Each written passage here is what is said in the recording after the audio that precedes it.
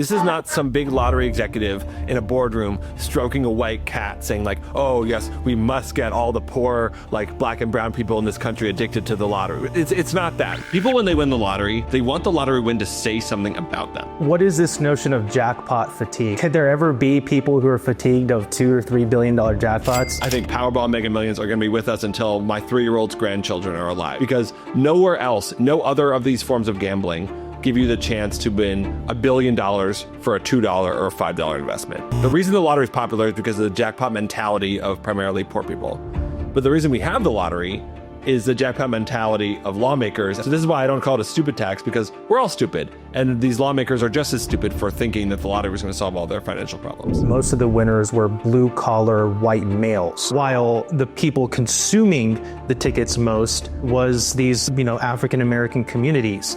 Are we seeing the same demographic being winners? Did that change as the years went on? And what are we seeing today? He said, you owe me half of the money because I was the one who got God to give you all this money.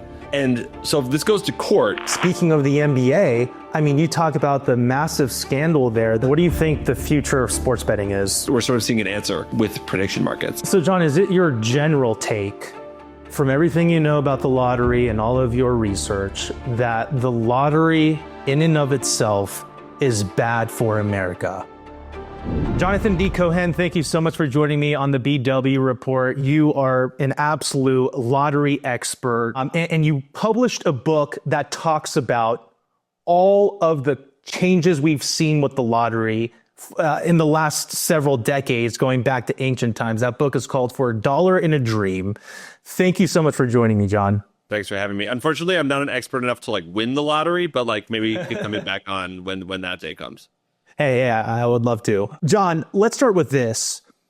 Where are we today as a society in the way that we're purchasing lottery tickets? Do we have data on who's purchasing these tickets and how much they're purchasing? Yeah, so the lottery, well, first of all, I'll just say is sort of bigger than ever, right? We've seen basically continuous growth in lottery sales in this country since 1964, which was when the first sort of modern lottery was introduced in New Hampshire.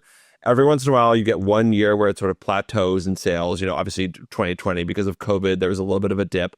But basically, since 1964, you've seen a continuous just upward trend line in lottery sales, to the point that we're now spending, last I checked, I think $120 billion with a B per year nationwide on lottery sales. Obviously, only a handful of states at this point that don't have a lottery, including, ironically enough, Utah, where you happen to be calling from.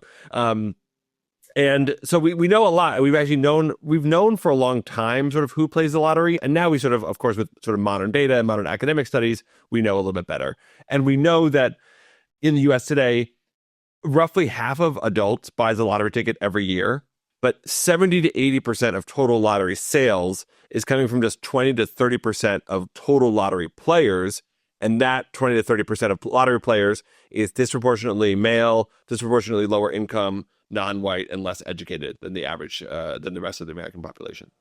In context of the 20 to 30% that are attributed for about 70, 80% of the sales, are we talking about this is a regular habit of theirs or a regular practice of theirs? Are they spending more on the lottery than groceries? What do we know in context of some of the major consumer goods in the United States? Americans in general are spending more on lottery tickets than, I think, last I checked, it's books, concert tickets, movie tickets, and video streaming services combined over the course of a single year. A couple months ago, I interviewed a $28 million winner. He won $28 million in 1999.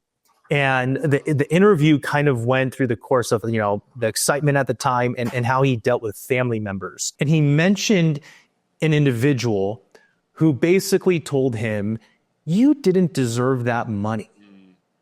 But back then, when I started reading your book, I'm like, holy crap, this was a real thing. There was this notion of luck versus divine intervention. People had this sense that the way you get rich is you work for it. And because you worked for it, you deserved it. And then here comes the lottery, we've always had the lottery in some form in this country, but like here comes the lottery for the first time sort of with state sanction, with sort of state approval. And a lot of people who claimed divine intervention, who claimed that God gave them their money, I argue because they wanted to claim that they deserved it when they know they didn't, when they sort of, everyone knew that it was luck, but it's not. People, when they win the lottery, they want the lottery win to say something about them, right? They don't want to say, oh, I just drew a rabbit out, or I just like picked a bunch of random numbers and I randomly won because someone, of course, was going to win. No, they want to say, no, John won because God spoke to him, or he played his grandma's numbers and she guided the lottery balls on his behalf and helped him win the lottery. So I'm not surprised that even as late as 1999, that's still happening. And we can talk about the sort of the myth of the miserable lottery winner, because I think the perpetuation of that myth, the fact that so many people still believe that all these lottery winners end up broke and drug addicted or whatever, I think actually that it's the same impulse. Yeah, what is that myth all about? Yeah, well, the myth. First of all, the myth is a myth, and this is like, if people know two things about the lottery when they talk to me, it's like, oh, it's only for poor people, and all the people who win end up broke and wasting all their money anyway. And I'm like, first of all, the first point is kind of true. The second point is objectively not true. Studies from Germany, studies from Ohio, studies from Great Britain, from Singapore, all show that lottery winners, on average, end up healthier, wealthier, live longer than the rest of us. Right? Most of them you've never heard of. They're, well, until they end up on this podcast. But there's this belief that they all end up broke, that they all lose all their money, they all ruin all their money. And first of all, there are a couple instances of this. They all it's the same examples every single time. So if you're actually paying attention, you'll see there's actually only like 5 examples of this, and they just like get repeated. And to me, the fact that so many people believe this myth, for every time there's a big Powerball or Mega Millions jackpot, this myth like gets trotted back out, is proof about this deservingness argument, is proof to me that like people actually still feel deep down, even with everything we know about merit, everything we know about luck and probability, whatever, they still sort of feel deep down the lottery winners don't deserve it. So let's get into that as we talk about kind of like divine intervention and making sense of your win. Your book talks about this woman who won, I think, $8 million, and it was apparently on the back of a Catholic saint's prayer.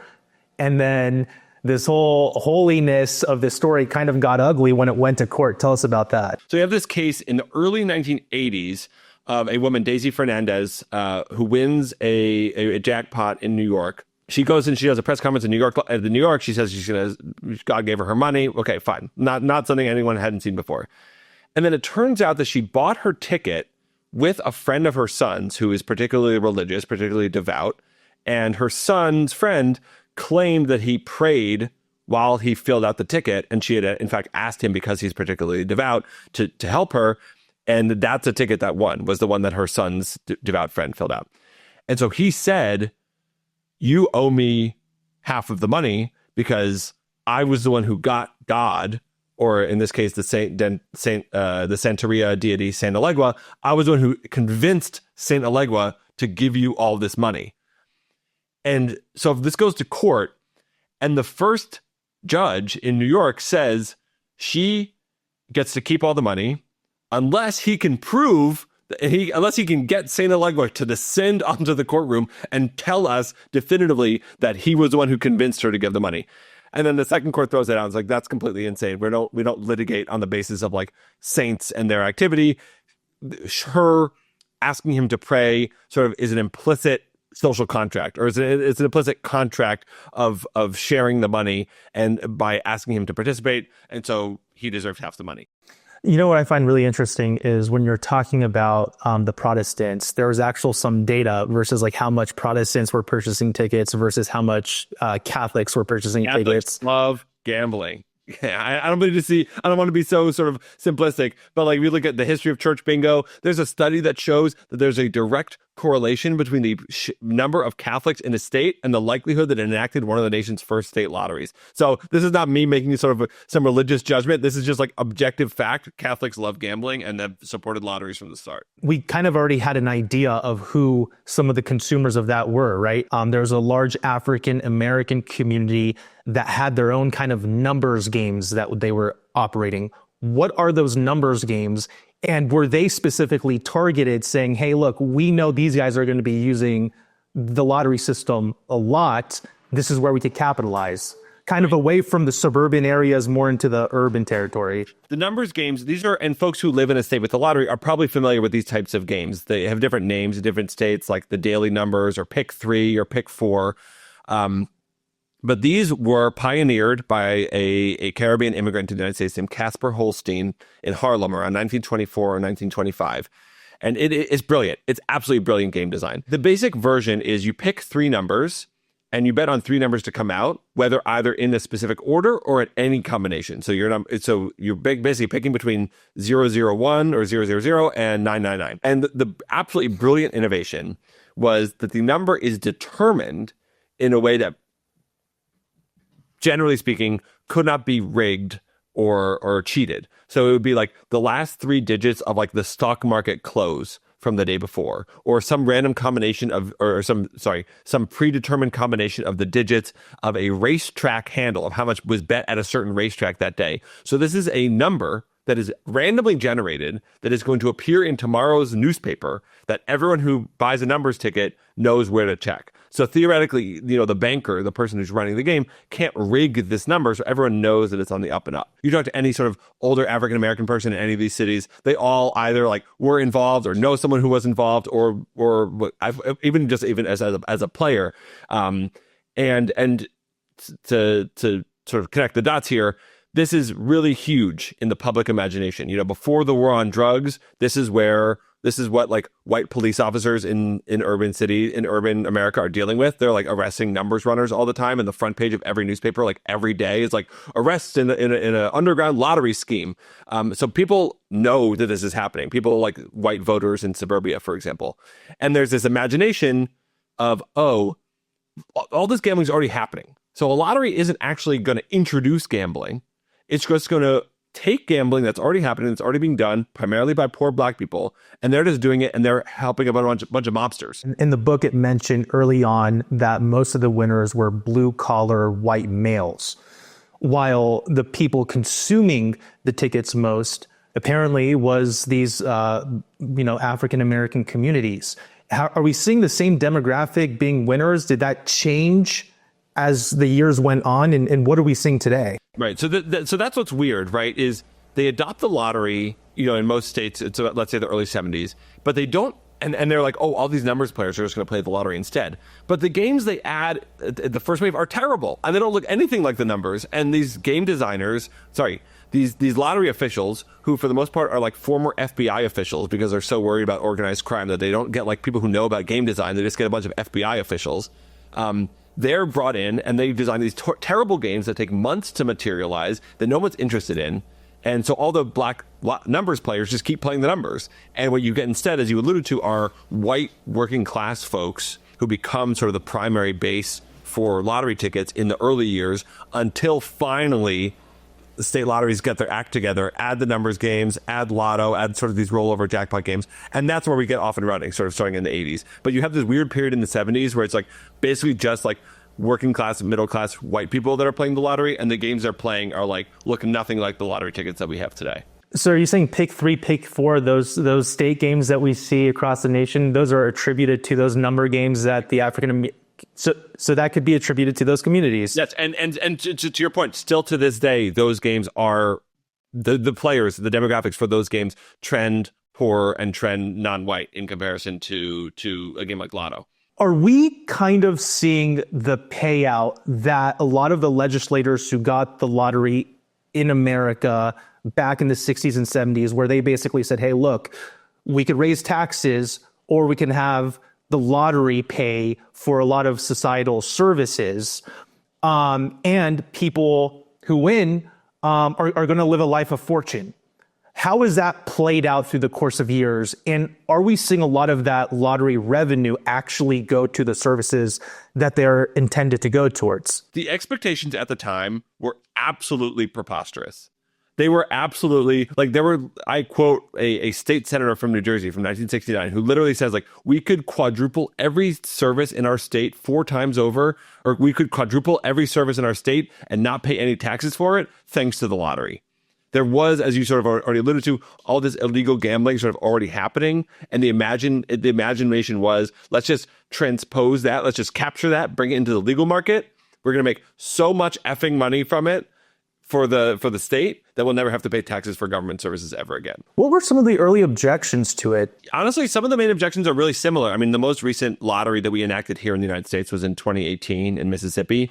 And a lot of the same arguments that were raised in Mississippi in 2018 were raised in 1963 in New Hampshire when they were debating the first ever, modern state lottery. And a lot of it centered around, as you've alluded to, sort of concerns that poor people, especially, were going to sort of spend all their money on lottery tickets. Sort of related that is the concern that they are going to stop working and they're going to give up sort of the traditional American dream. And then also, and you don't hear this as much anymore, but there was plenty of genuine religious opposition, specifically from evangelical Protestants who just don't like gambling generally, and then don't think, especially, that the state government of all people should be sort of in the business of enticing people to buy lottery tickets. So, it's become quite obvious that like you have such a detailed account of the lottery as it's progressed through recent decades and from years on past. What do you see today? What is the biggest difference in the way we view the lottery culturally or the way the lottery is handled? To me, where this is all going actually is the consolidation of lottery games, particularly around large jackpot games like Powerball and Mega Millions, which I think will, even if scratch tickets go away, even if numbers tickets fade away, I think Powerball and Mega Millions are going to be with us until my 3-year-old's grandchildren are alive, because nowhere else, no other of these forms of gambling give you the chance to win $1 billion for a $2 or a $5 investment. They're all sort of proportional. Like if you want to make money betting on sports, you basically get as much out of it as you put into it, generally speaking. And the lottery offers something that no other form of gambling can, and probably no other form of gambling will consistently. I'm thinking about the Mega Millions right now because just a few months ago, they raised the price from $2 to $5 per ticket. I think part of their reasoning was we want bigger prizes for the people who don't match all 6, but maybe they match 3 or 4, bigger numbers there. What have we seen with this? How do you reason for this change? And with that said, are we going to see a compounding jackpot as it gets to $1 billion if those tickets are $5 each? So just to be clear, so the reason behind the change was to differentiate Mega Millions from Powerball. The two were functionally the same. The Powerball, one had odds of 1 in 302 million, one had odds of 1 in 292 million. They both cost $2. They would basically trade off, and every 18 months, one would get to $1 billion, and then a couple months later, the other one would get to $1 billion. But they were functionally the same, and I don't blame folks for sort of in the public imagination, the two sort of blended together. It's rolled a lot slower than I expected it will. It's as we speak, I think around 700 million around now. But it's taken 6 months for it to sort of gather steam towards this point where it might now, we're sort of now all within spitting distance of $1 billion. I think once it does start getting closer to 900, $1 billion, we're really going to tell, because like my dad, who buys a lottery ticket only when it gets big like that, is he going to spend as much on tickets as he would have otherwise, or is he going to sort of still pay $20 and just get fewer tickets with the same amount of money? Do you think if it does well, let's say the jackpots are getting to like 2 billion easily, 4 billion, 6 billion, is that going to pave the way for Powerball? Because it's the same commission that runs both. Yeah. Are we just going to see increasing prices for these tickets? I think if I'm Powerball, the most likely thing would be to reduce the odds instead, because the odds are already obviously insanely ridiculous. But like, there's functionally no difference to you and me sort of in our mathematical understanding between 1 in 300 million odds of winning and 1 in like 500 million odds of winning. But like, how big does a jackpot really need to be? I know that people, and we can talk about this in my book, in 1984, people in New York went crazy over a $40 million jackpot because it was the biggest jackpot anyone had ever seen. And sort of expectations go up. But like, once it gets $1 billion, once we get used to $1 billion, like, how much bigger does it really need to be to get people excited? I don't know. So what is this notion of jackpot fatigue? Could there ever be people who are fatigued of $2 or $3 billion jackpots? I want to say no, but like evidence shows that the answer is yes, that people will at some point, just like they're now. Now it used to be like $1 billion. 2016 was the first $1 billion jackpot. Now people are sort of getting used to $1 billion, and it's like 1.5 billion is what gets people out of bed. And like, pretty soon, is it going to be $2 billion? Or the people are only, my dad's only going to start buying a lottery ticket when it's $2 billion. And again, I would love to say like, no, people will just get used to 2 billion and that's enough. But evidence shows all their expectations only go up, and they're going to go up over time.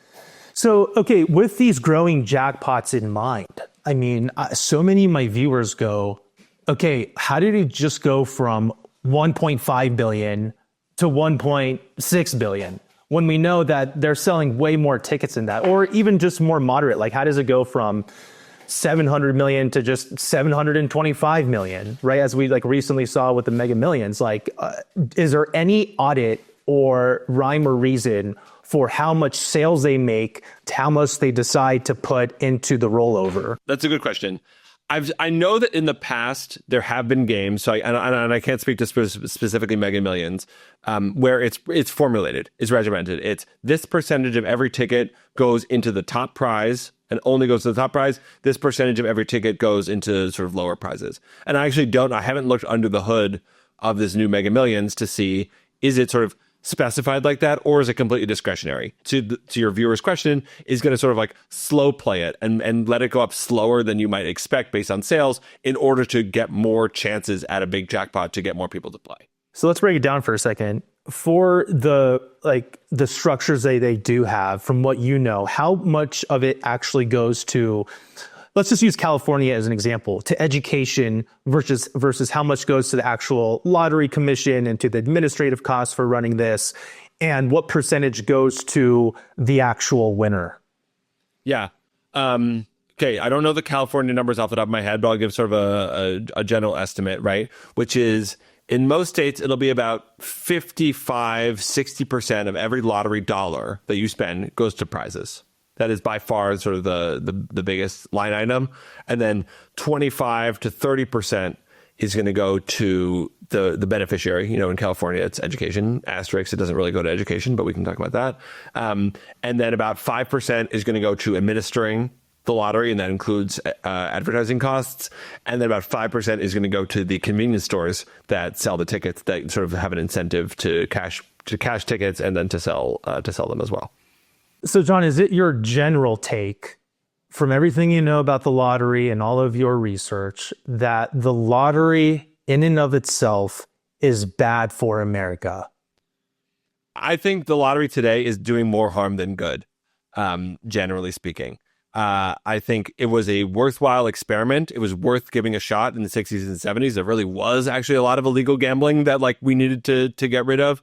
And you know, bad for America is okay. Like, you know, what's bad for America? I don't mean to be a prude, right? I don't mean to say I'm like, oh, I'm anti-gambling. Like I have $10 on the Falcons next week. You know, like I'm not opposed to gambling in general. My issue is with like the state government, like trying to entice people to play, specifically when we know who these people are, and many of them should be spending their money on something wiser. So I trust me, I understand all the criticisms against my argument. Let people play, let them have fun. It's discretionary, it's voluntary. But I think, all things considered, if I had a magic wand, I would just wave the lottery away. And I think, again, it would do more harm, do more good than harm to just get rid of it. Do you think it'd be better if it moved into more of a private sector? I do think, all things considered, the lottery would be more, let's call it, damaging if it was sort of privatized in that way, because, you know, if you think about, we only have one lottery, right? It's not really competing against anyone. It's only competing, every state only has one lottery. It's not really competing against anyone. Massachusetts is competing against New Hampshire, but that's sort of small potatoes. And if we had lots of little lotteries run by corporations, who knows how predatory and how competitive and how much more advertising, you know, for example, there would be. So I think, all things considered, it's better that it's run by the state and that it's not run like a business, that it's sort of run by like a government agency. But the trade-off there is, of course, it's like you're sort of sullying the name of state government, which is like paving your roads and keeping your electric on and keeping your sewer running. And then also it's like selling you gambling tickets. It's like, what are we doing? What is this? Yeah. So you think if it was at all possible, America would be better without the lottery? Sorry, I know that would ruin your report or your side hustle here, but yeah. No, it's all good. That's actually quite funny. Maybe I would it would be a repository for all the previous winners, so it still work. There's plenty of them. The history. So John, what is the likelihood that would ever happen? No, absolutely not. Absolutely not. No, you're exactly right. It's not going to happen. I'm not going to out here pretend it's happened. I'm going to be selling this book for 100 years because it's going to be until someone writes a better one about the history of the lottery, because the lottery is going to be with us. There have been a couple. Unless there really is some revolt against gambling in this country, that would be brokered. That would start with something like sports betting. Really, people really freak out and say, we've gone too far. Let's pull this back. But I think the lottery is really baked in, right? It's something that we all sort of know and love or know and hate, but it's sort of something we all sort of take for granted. No one knows that it's actually pretty recent. It's just everyone grows up playing it. They feel like it's pretty benign. They think they know that poor people play it more often than they should, and so be it. But no, there has not been sort of a serious attempt in really any state recently in the last 20 years to get rid of the lottery. The federal government isn't going to do anything. And as you said, at the state level, where I'd say things would be most likely, there are too many stakeholders who have an interest in the lottery existing, including the lawmakers who would actually do it, who, of course, even if it is small potatoes, even if it is a small amount of money, they want to keep it. They want to keep it flowing. With that said, don't worry, your video, your podcast, your series is safe here. You keep it up. Okay, fingers crossed. Yeah. John, so with all that said, the way that the lottery was advertised back then, is it different than the way it's advertised now? The advertising is way better now than it used to be. Like in the 1980s, especially when we saw the first rise of rollover games, like the sort of the precursors to Mega Millions and Powerball, the advertising was like basically like, hey, buy a lottery ticket, you'll win $1 million.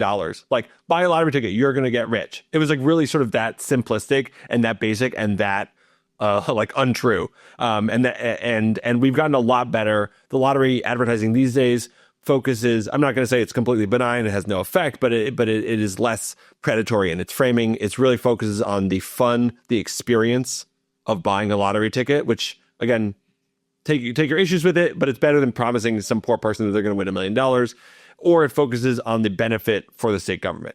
Of course, it exaggerates what the benefit is for the state government, but at least it's not, again, like shoving like the promise of instant riches down your throat. It's sort of focusing on the civic good instead. So as we kind of look at the psychological aspects, the emotional aspects, the behavioral aspects, how much of this do you think in those poor communities is a result of either addiction? Is it really just their only shot at upward mobility in their mind? Is it just that it's a habit? How do you account for those? Yeah, it's a lot of things. I would say when it comes to addiction, and this is changing rapidly because we have 7 states, and I think we're going to soon have more that have online lottery sales. And I'm actually not lottery players. There are certainly people who are addicted to playing the lottery or exhibit sort of addiction-like behavior. But as far as gambling addiction goes, the lottery is pretty safe because of this idea of friction. Like if you want to buy a lottery ticket, in most states, you have to like go to the store, get cash, hand over your cash, like scratch your ticket, or like wait until 11 p.m. Eastern time when the drawing happens, and so on. Unlike something like sports betting or even like slot machine, where you can just like sit on your phone and swipe and really sort of like lose your shirt really fast. Especially with something like the lottery, where unless you're in a state like Texas that has a $100 scratch ticket, you can't spend that much money that quickly unless you're like buying entire rolls of scratch tickets. So I'm not saying there's no gambling addiction associated with the lottery, or that there aren't people who got addicted to gambling through the lottery and so on. But as far as the harms go, I think compared to something like sports betting or casinos, the lottery is actually pretty good. By comparison. So then these other factors, yeah, as you said, sort of the emotional, the societal, the economic, that's where I would sort of concentrate my critique as to what it's doing to these people in these places, rather than sort of on the medicinal, or if you want to call it, on the addiction side. Are these poor communities targeted by the lottery?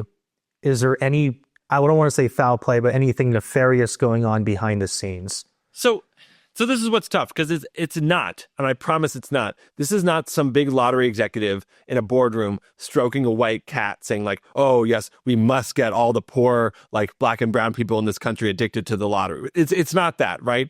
The result is sort of similar to what you would get from something like that, but it's not intentional in that way. I mean, just to take an example, right? If you look at the concentration of lottery outlets, and there's an amazing study from the University of Maryland, a media program from maybe 2 or 3 years ago, where they tracked sort of the location of lottery outlets in the country, and you end up, lo and behold, in predominantly urban, sort of urban minority-dominated communities.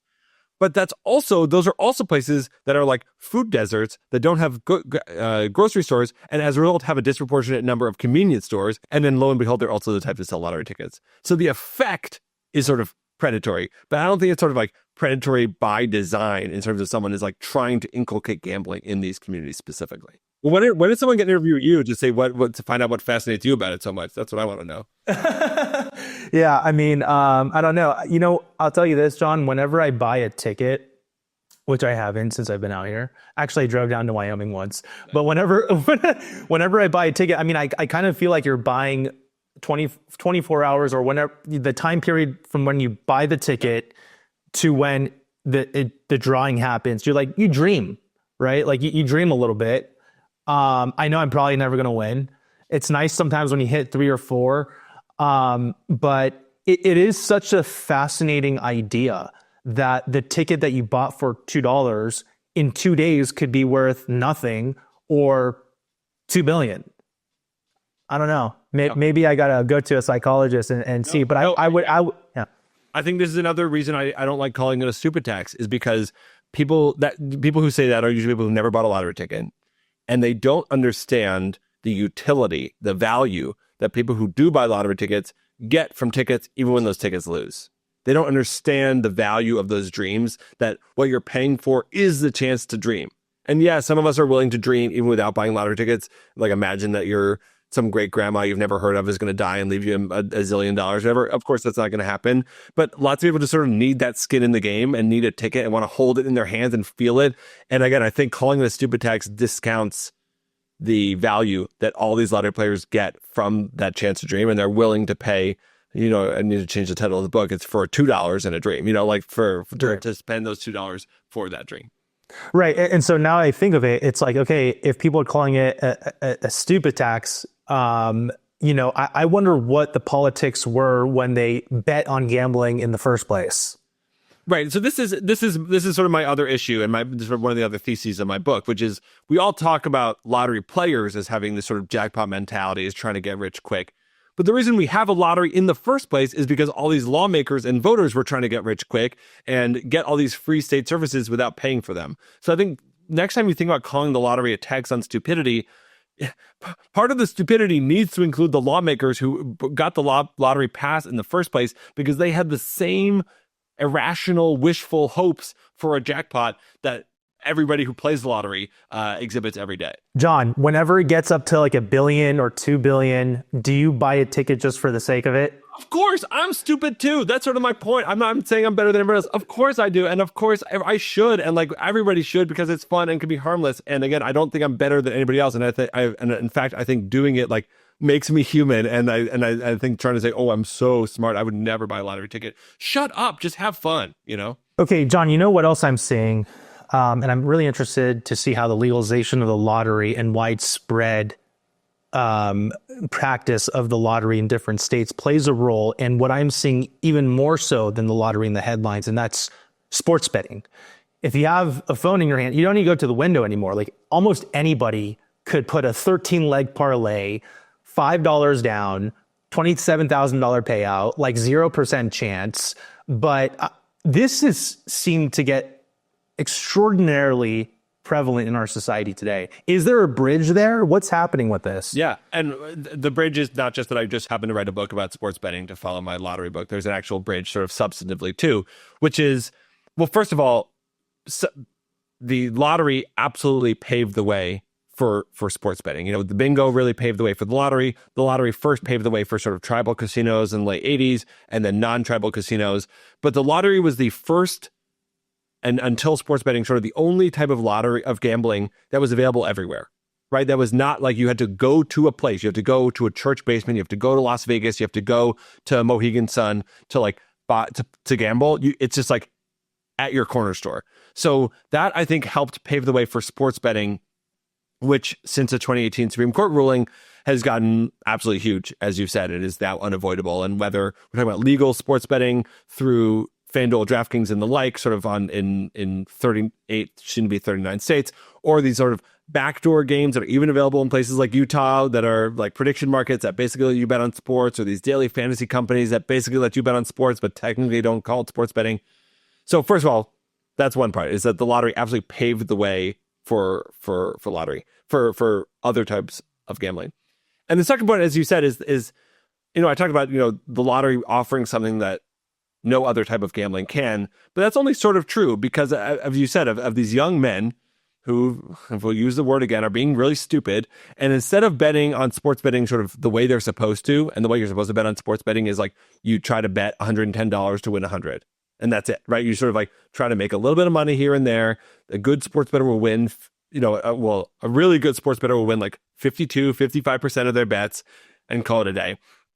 But what young people are choosing to do instead are put together these insane parlays, which is stringing many, many different individual outcomes that all have to happen. So it might be like 17 different teams, all of whom have to win their games, or it might be like Giannis Antetokounmpo to get 17 points. So the way that these young people are choosing to play, I said they're not buying lottery tickets, but really they are, because they're just playing sports betting in a way that is basically turning it into a lottery. I call it the jackpotification of sports betting, where they're taking this sort of staid, normal, sort of slow type of gambling, and you're instead supercharging it and basically turning it into a lottery. Okay, the book you're referencing that you published is Losing Big, America's Reckless Bet on Sports Gambling. For the record, if there ever was a line of Giannis scoring over 17 points, I'd probably put my 401k on it. Yeah. Healthy Giannis. But I'm also wondering, and it might be too early right now. There's probably not available data, but what do we know so far about the demographic that gambles in sports? Yeah. So everyone plays sports betting. 50% of American men between the ages of 18 through 49 have a sports betting app on their phone. And I mean, really, if you're talking about sort of the people who are betting the most or sort of running into trouble, we're talking about like young men, not only white young men. I think they imagine it's white, but it's actually, white and Black and Latino particularly, who are the primary demographic and who are sort of they are the ones sort of being targeted for advertising. They are sort of the face of this new American pastime. As we kind of talked about, politicians pitched having a lottery in the state because of all the money they could bring in, the revenue, the kind of services they could go to. They talked about illegal gambling. This might stifle that. There's already a market for this. For sports gambling, what was kind of the process to make it this widespread? Here's another bridge, actually. And many of the same arguments that sort of got us the lottery also got us sports betting. This idea that, first of all, there was this 2018 Supreme Court ruling, which is what allowed states to legalize it. It's one of those Supreme Court rulings that's like sort of about one thing, but it's actually about another thing. And it's all about states' rights. It actually has nothing to do with gambling if you read the ruling. So putting that aside, that's what allowed states to legalize it. But then once you get to the state level and you're arguing at the state level, okay, should Massachusetts, should Pennsylvania, should Florida legalize state sports betting, you end up with basically a similar argument to what you had with the lotteries like 60 or 30 years before, which is all of this gambling is already happening. This idea that all these people are already betting on sports illegally, either with a bookie or sort of with an offshore illegal online casino. So we might as well legalize it because we're going to, in the same way, transpose or take all this illegal gambling and just convert it into legal gambling. Of course, the actual result, as with the lottery, is you get all these people who were never gambling before. Now they're going to start gambling because it's sort of shoved down their face with a DraftKings ad every 5 minutes. But that's the argument, was that we're not even going to even create that many more new gamblers. All we're going to do is just convert the illegal gamblers into the legal market. Is the biggest loser here with the widespread of sports gambling Vegas? Yeah, I do think Vegas is definitely losing out, right? Because what used to be special about Vegas, like even Atlantic City, right, didn't have sports betting, what used to be special about Las Vegas was like going there for March Madness or going there for the Super Bowl, where you couldn't get a ticket, right? You couldn't get into some of these places, these casinos, because it'd be so packed and they were such an event. And I do think there is still some element of that in for those specific events. But as of December, it seems like Missouri is going to have legal online sports betting, just like tap tap tap. Then you get the same experience. Lottery has its own set of pitfalls, but anything with sports gambling that kind of is unique to itself. Yeah, well, this is where I talk about the lottery as being something that, as far as gambling addiction, actually is not a huge concern, and that is not true for sports betting, because the thing that is keeping lottery players, not all of them, but generally speaking, sort of safe from addiction, right, is the friction, right, is the need to go to the store to get cash. It's sort of some built-in speed bumps to slow you down.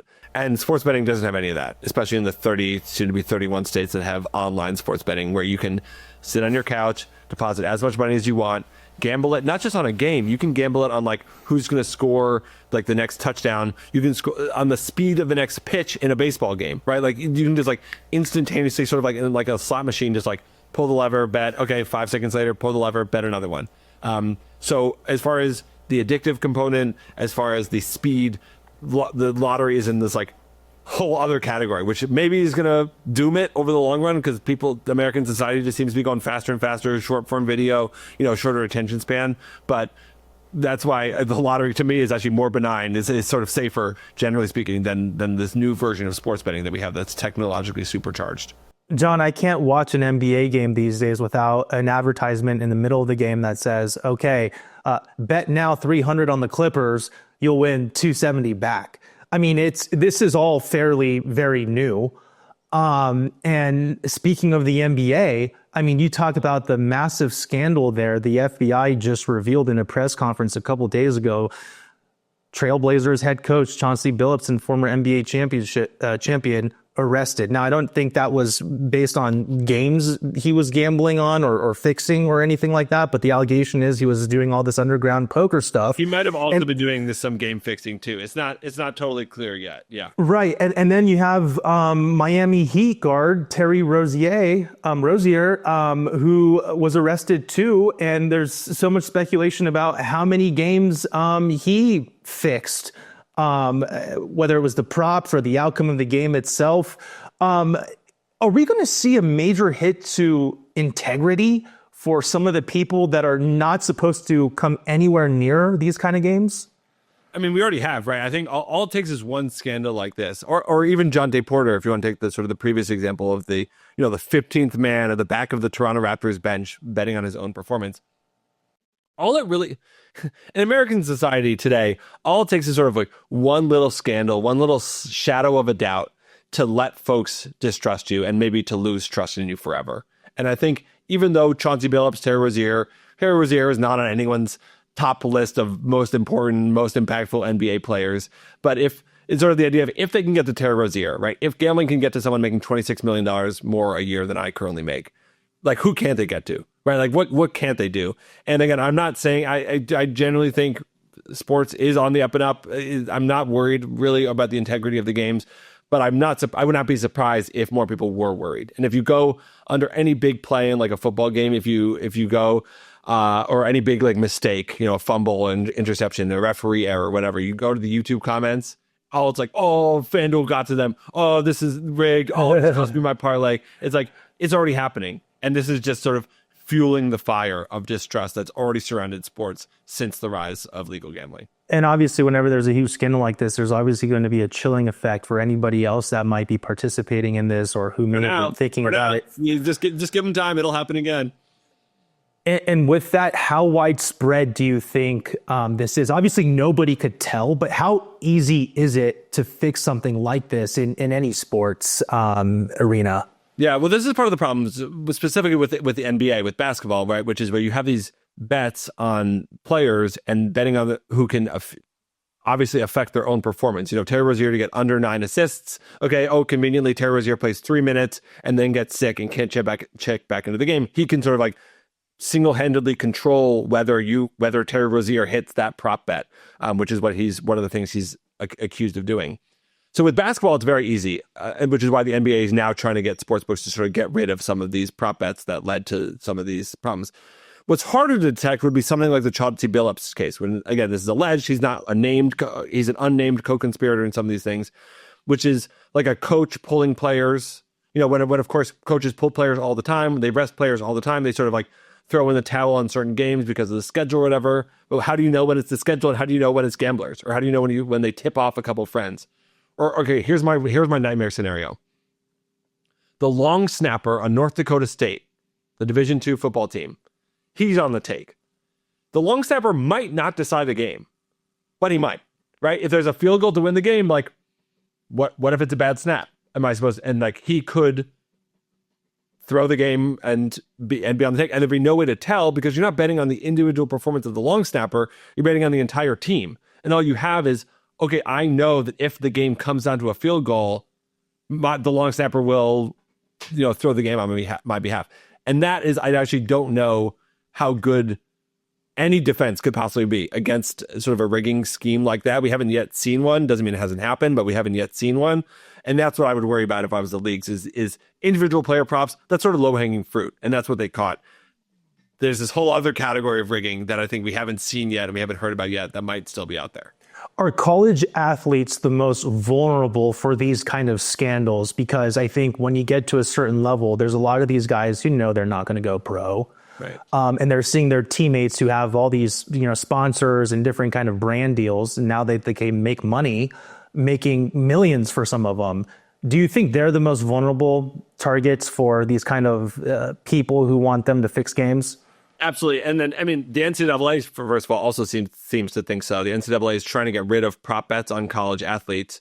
And even just putting aside like sort of the danger of them rigging, it's also like the danger to the players themselves, right? Like these are like 18-year-old kids who live in dorms in most cases, right? Like what's to stop their roommate or the guy down the hall from like betting on them and then getting mad and storming into their room and confronting them, sending them a death threat. There are all these players who report getting like Venmo requests because these are like regular kids, so they have public Venmos, and people are like, hey, you cost me my parlay, like send me $25. So yeah, the NCAA, which is of course gets it the popularity for many of its products from March Madness brackets and gambling on college football, but then is now sort of realizing, oh God, what did we unleash? What have we done? What risks, what dangers does this now pose to our student athletes? For the lottery, there is some reason for state government to allow it in their state, right? Even though the percentage of revenue it actually goes to the state is very small. There's a little window there. How about for sports gambling? Because a lot of it is in the private sector. What's in it for the states to allow this to happen there? Yeah, so it actually is like the lottery in that basically for every dollar, for when you gamble a dollar with DraftKings or FanDuel or any of these big sports companies, they just subtract all of the everything that was bet with them. They pay out obviously all of the people who won money, and then a percentage of the leftover of their revenue is taxed by the state government. In some states, it's as low as like 10% or 5% with certain loopholes. In New York, it's as high as 51%. But the model is functionally the same as the lottery. With this is nominally a government, a tax raising enterprise, and it's sort of justified as we should unleash more gambling in the name of tax-free government revenue. Now, you were talking about the Bush administration who kind of passed that legislation that didn't allow the lottery to go to the private sector. I'm wondering why states wouldn't just try to operate it themselves. Is it because it's a pilot project and there's kind of this negative connotation about gambling addiction, the people and the families that it impacts, that they kind of want to keep an eye on it and then make the switch? Or is this something they just don't want to touch? They're already making a percentage of it, leave it alone. Yeah, it's an interesting question. There are some European countries actually that do have a model like that, where they basically it is basically what we would recognize as a lottery model, where there's a monopoly, and the monopoly is the state, and the state administers sports betting. Might be Norway or some Scandinavian country where there sort of is one sports betting provider. And I do think part of it has to do with immediately after the Supreme Court decision that I mentioned in 2018 that opened the floodgates for sports betting, the sports betting companies, particularly DraftKings and FanDuel, which had gotten their start as daily fantasy sports companies, they showed up at states' door with a whole heaps of cash and lobbyists ready to help draft legislation, ready to help draft regulations that would, of course, not turn this over to the states, that would have these sort of privatized contractual arrangements where companies like DraftKings and FanDuel would be offering sports betting and would be delivering a share of that revenue back to states. So I think from a simpler, I don't know actually if any state seriously, genuinely considered this sort of state monopoly model, but in many cases it didn't have a chance. Yeah, as we were talking about the lottery, it's so ingrained into our society, there's probably no shot that ever gets abolished. How about sports gambling? Abolished is tough. Getting rid of it is tough, and there are people who advocate for it. I do think, it's now been 7.5 years since the Supreme Court decision, and especially with the scandal this week, I think we're due, and maybe I'll bet, within the next 3 years, we get some form of serious regulation that sort of changes sports betting in a real way. There's a bill in front of Congress that would sort of really, really crack down on it, really, really slow down the sports betting, that would require states to sort of meet these standards. I'm not saying that's going to happen, but at the very least, something like what the NBA is now pursuing, right? A reduction in the prop bets availability on sort of these obscure players. Maybe the NBA goes state by state and tries to get all of those things passed, or maybe the NBA, once the government reopens, goes to Congress and tries to get all these things sort of imposed from the top. So abolished, I don't know. Maybe in my lifetime, but well. No, because it's the kind of thing where like the biggest point of comparison people make for sports betting is things like tobacco, right? Which is something that we sort of knew, not pretty quick. Well, at some point, as early as the 1950s, we sort of knew tobacco was bad, and people had a sense that tobacco was bad. In 1964, we made a report about the links between smoking and cancer. But then it, of course, takes like 30, 40 years to really hold the companies accountable. And of course, tobacco is still freely available in like 99% of the country. So whether sports betting gets abolished, I don't know. That sort of seems unlikely, as you said, that sort of the genie really is out of the bottle. But I would bet that there is some sort of serious reckoning that is still to come, and some serious change to the landscape that would happen, again, either at the state level or from Congress. John, with all that said, what do you think the future of sports betting is? It might not be sports betting, or at least not be sports betting sort of in the way that we now recognize it. There's sort of two tracks here. The first we're sort of already seeing, which are the rise of prediction markets, which are technically, legally speaking, are investing platforms, but of course are actually sports betting platforms, and most importantly are available in all 50 states, including in Utah and California and Texas, that do not have legal sports betting. So I don't know how that's going to play out. It's sort of a weird interface. It's not as fun. It's not as sort of user-friendly as sports betting.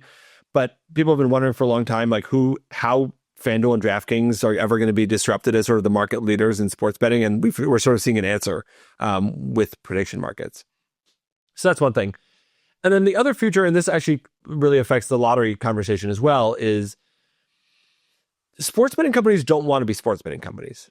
This is one of the reasons that Jamie Foxx, Kevin Hart, many of the spokespeople are not sports celebrities. They're just like general celebrities. They don't want to be sports betting companies. They want to be online casino companies. They want you to be, instead of playing Candy Crush or Words with Friends, they want you playing a slot machine or blackjack or poker for real money on your phone. And so the future for sports betting, again, isn't really sport. Like, yeah, we'll have sports betting. As we said, we'll always probably have sports betting. But if these companies had their own magic wand, where they would go would be online casino games, which make them a lot more money, which of course are not tethered to real world events. Some people are willing to bet on check table tennis, which you're allowed to do on many sports betting platforms, but blackjack tables never close. Like, there's no, and if there's no season, like there's an NFL season, there's no blackjack season. See, blackjack's available year round. So that's where they want to go. That's where they make money. And I think, just to the point of the lottery, I think that's even more lottery money in the way that sports betting right now sort of doesn't really compete with the lottery. I think for discretionary income, online casino probably would, and they would probably siphon money away from the lottery toward online casino games. Right, creating a all-inclusive digital Las Vegas with all the games. How long can you keep a user on their phone in this digital space, just like we see with all these social media companies. How long can you keep them engaged? I mean, and while they might not be there quite yet, you got to think the number of different betting props and betting lines there are. I mean, you could bet on like dodgeball in Thailand. Yeah. Are they opening these up for that reason specifically? Yeah, it's for that slot machine effect that we talked about before, which is like, okay, there's a Sunday night football game tonight. It ends at midnight or 11 p.m. Eastern. Oh, but I'm still sort of like in my betting state. I want to bet on something. Lo and behold, I wasn't joking about Czech table tennis. I talked to a gambler who sort of ran into a lot of trouble, who was betting on minor league British darts because that's what was available at 3 a.m. Colorado time. They want you to continuous engagement, and again, they'd rather just be playing blackjack because blackjack never sleeps, blackjack never closes, and blackjack will always make the money. John, how did you get involved in all this stuff? How did you become such an expert in the lottery? What was the one thing that sparked this interest? Yeah, I sort of have two. I'd say yes for one, but I'll give you two sort of like elements of my like villain origin story, which is, first of all, I went to graduate school in history, and my dissertation ultimately became my book on the state lottery system. And I was interested from the jump in like themes of the American dream and economic inequality, economic insecurity. But like, you show up as a first year grad student, they don't let you write like the history of the American dream. You have to pick some like little slice of American history to tell sort of, and you can tell that story, but you have to tell it through this other thing. And I actually sort of stumbled into lottery specifically because I was interested in like people whose behavior, their sort of cultural preferences, like the movies they watch, the music they listen to, the clothes they wear, didn't line up with how much money they had, like sort of like the class culture sort of misalignment. And I gravitated toward lottery winners as an example of this, of people, again, generally from poorer backgrounds who end up rich. Like, oh, could I do a study of lottery winners to see how they behave? And my advisor was like, that's stupid. Just like study the lottery. I was like, oh, no one's written a good sort of comprehensive lottery book for like 20 years. Like, okay. And like, again, sort of like through the sort of fortuitous path, I sort of stumbled onto the lottery as my way into the American dream. And the other side of this is I'm a competitive board game player. And I think from that and from my love of like games, I'm sort of was more willing to like, I did not grow up playing the lottery. My dad would buy a ticket every once in a while, as I said. But I think I was willing to like take games and play and competition and game design sort of more seriously. And to get really immersed in a topic like the lottery, I think you need all of those things. We might see, board games now on these betting websites too. I'll put a couple $100 on you. My internet. I'm going to do great. I swear. Like, yeah. How long did it actually take you to research all of this? Because you cite every claim you make, it's like cited by some historical event or a theologian or the transition of the way the church wanted their, you know what I mean? It's just like, how long did it take you to put all this together? So I started work on the lottery dissertation in 2015. I started research. It came out I finished my dissertation in 2018 or 2019, and it came out as a book in 2022. So to answer your question, 7 years from the jump. And I went over the course of my research to, I think it was like 30, 40 different archives in 20 or 30 different states, because you can just go to these, state government offices, buildings, and be like, hey, give me like all of your documents from 1964 on like the New Hampshire lottery. And they'll give them to you if you ask them. No one's ever asked because no one's a sicko like me, but like, that's how you get that's how I have like a 30-page history of the New Jersey lottery from 1969. It's like, I went to the state archives in Trenton, New Jersey, of course, a bustling metropolis we all know and love, and like sat at a desk for a couple days, just like taking pictures of these documents, and then like reading every single document from 1969 in New Jersey to like read the transcript of the debates over the New Jersey lottery. And then you just synthesize it, and then eventually, to spare you having to read all those documents, you turn it into a book. For $1 in a Dream, that's the book we're talking about. The other one we referenced was Losing Big, America's Reckless Bet on Sports Gambling. Where can my viewers or anybody else who watch this purchase the book?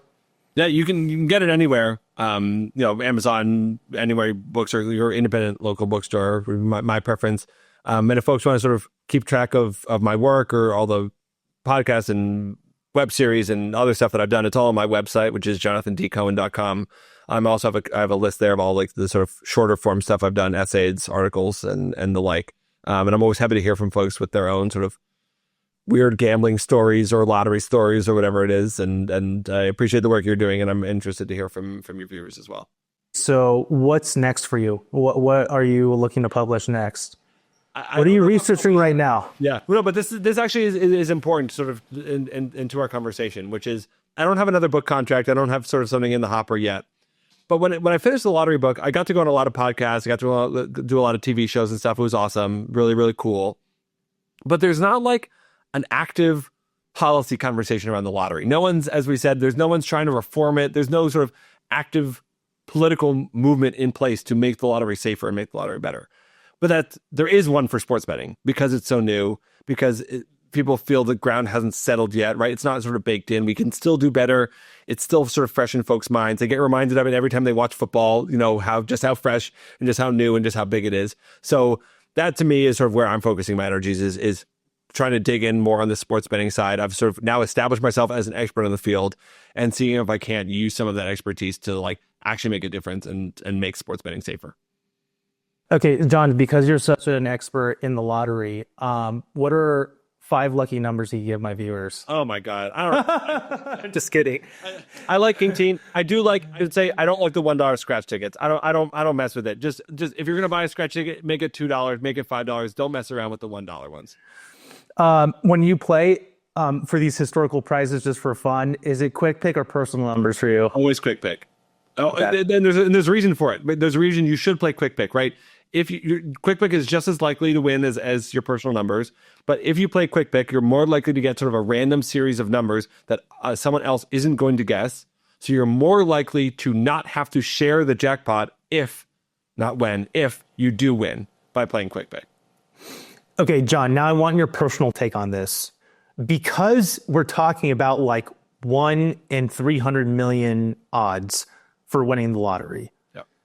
Do you think the people who win, personally, do you think there's any divine intervention there? And I preface that by saying that I've interviewed a winner who's like, this is pure luck, okay? These odds, pure luck. Then there's others who attribute it to a higher power or something beyond themselves that played a role because of how crazy the odds are. What do you personally think it is? I personally think it's pure luck. Let's say it was divine intervention. Does God pick billion-dollar winners? But what threshold does he start picking the winners? $20,000, $50,000, $100,000? He doesn't bother with the $2,000 winners, but he does. It's all luck. Like, am I guilty of thinking, and in my heart of hearts, like if I did win, that there'd be some other sort of force involved? Of course, but that's because I'm just as irrational and stupid as everybody else. It is, of course, luck. It's luck. I hope I'm never going to win the lottery, but if I did win the lottery, I hope I would be sort of humble and grounded enough to like recognize this is luck, this is luck, this is luck. But again, I totally understand why people can know that it's luck, but then it happens to them and they're like, no, something's going on here. Jonathan D. Cohen, thank you so much for joining me. It was an absolute pleasure, fascinating conversation. Hope to talk to you soon. Thanks. Good luck.